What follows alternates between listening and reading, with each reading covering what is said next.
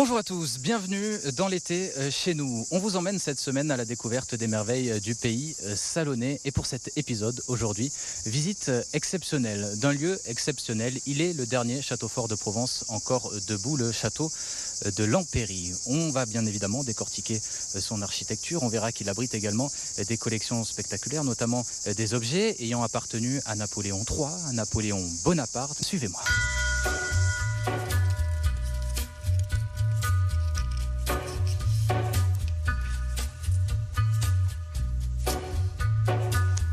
Bonjour Justine.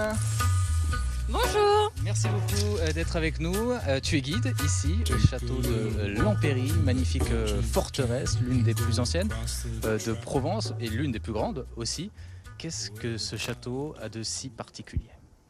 Alors déjà ce château est très ancien effectivement, il date du Xe siècle.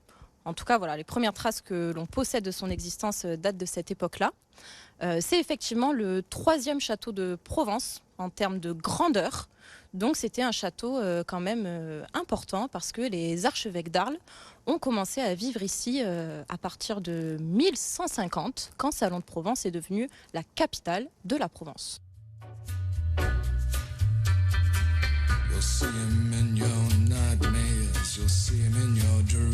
Allez, là on va rentrer donc du coup dans la chapelle basse, c'est Oui, ça hein. c'est la première salle du château et l'entrée du musée de Lampéry. Alors on voit cette architecture, c'est magnifique, des voûtes noircies d'ailleurs. Effectivement, alors déjà ces voûtes, ce sont des voûtes qui sont extrêmement anciennes, qui datent du XIIe et du XIIIe siècle. C'est une des choses les plus anciennes que nous ayons au château. Malheureusement, elles sont noircies parce que cette salle a servi de forge au XIXe siècle sous l'Empire. Et ils n'ont pas fait attention et les murs et le plafond se sont noircis. En même temps, ils travaillaient à l'époque, on ne peut pas leur reprocher. Avec une petite anecdote, Justine, vous me l'avez dit tout à l'heure, je crois, alors qu'on voit l'architecture de ce château fort et ces immenses fossés aussi qui étaient caractéristiques du château de Lampéry. Effectivement. Alors, normalement, un château fort est entouré de douves, donc un énorme trou rempli d'eau. Le château de Lampéry était entouré d'un fossé sans eau. C'était un fossé de 7 mètres de profondeur et de 8 mètres de large. C'est beaucoup pour l'époque ? C'est absolument énorme. C'est-à-dire que si n'importe qui tombait à l'intérieur sans recevoir d'aide, c'était quasiment impossible de ressortir, effectivement. Parfait, on poursuit notre visite parce que je crois qu'il y a un endroit aussi qui est sympa à voir, c'est la salle de réception avec une construction magnifique, on vous réserve la surprise, mais c'est pour faire du feu.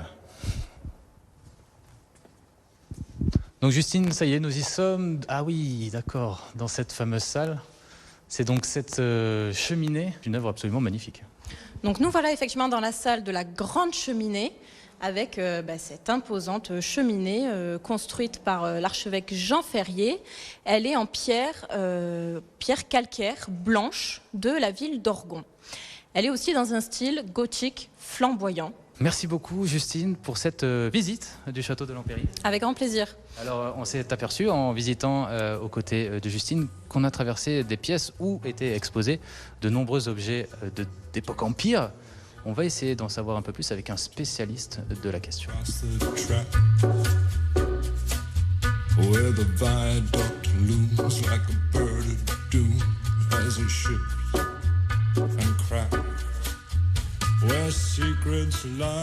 Bonjour Jérôme. Alors vous êtes le spécialiste de Napoléon, on m'a dit.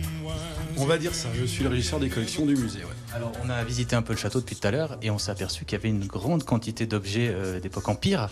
C'est une collection exceptionnelle qu'il y a dans le château. Effectivement, c'est la 2e collection de France muséale en termes d'art et d'histoire militaire, qui est sur Salon de Provence depuis 1967 et dont une partie appartient au musée de l'armée. Et effectivement, le cœur des collections tourne autour de Napoléon Ier. Et si ça t'ennuie pas, on ira voir. Il y a aussi des grosses collections autour du Second Empire. Alors qu'on soit amateur du Premier Empire ou non, c'est toujours impressionnant de voir des objets qui ont appartenu à Napoléon Bonaparte. C'est des objets qu'il a portés, ce sont des lettres qu'il a écrites. Décrivez-nous un petit peu ce que l'on peut voir ici dans cette vitrine. Alors dans cette vitrine, effectivement, on a déjà une paire de gants qui est rare parce que c'est la paire de gants qu'il porte lorsqu'il revient de la campagne d'Égypte et qu'il va oublier dans une auberge au moment de repartir sur Paris. Et là encore, ces gants qu'il a portés, ces gants ont été donnés au musée par les gens, les descendants de la personne qui était dans cette auberge. Et dans cette vitrine, donc, on a ça, qui est un objet personnel. On a un autre objet personnel qui est lié à l'écriture. Ça va être une plume qu'il a utilisée à Sainte-Hélène. Donc, c'est une plume avec laquelle il n'a pas rédigé les courriers qu'on voit devant, mais des choses qu'il a dû écrire à Sainte-Hélène et des types de plumes qu'il a utilisés pour voir les documents qu'on voit ici, qu'il a soit écrit lui-même, soit qu'il a paraphé. On bascule à présent dans le Second Empire, à la découverte de Napoléon III. Lui aussi, un grand homme de l'histoire. Alors, nous sommes dans une pièce qui est consacrée à Napoléon III, la famille impériale, dans laquelle on fait une expo temporaire cette année liée à Napoléon III, puisque nous sommes aux 150 ans de sa mort. Merci beaucoup Jérôme pour cette visite guidée à travers les murs de ce château magnifique. On a traversé les époques, on en sait maintenant un peu plus sur les deux Napoléons qui ont marqué notre histoire. Eh bien merci Jean, et puis merci d'être venu, puis à bientôt.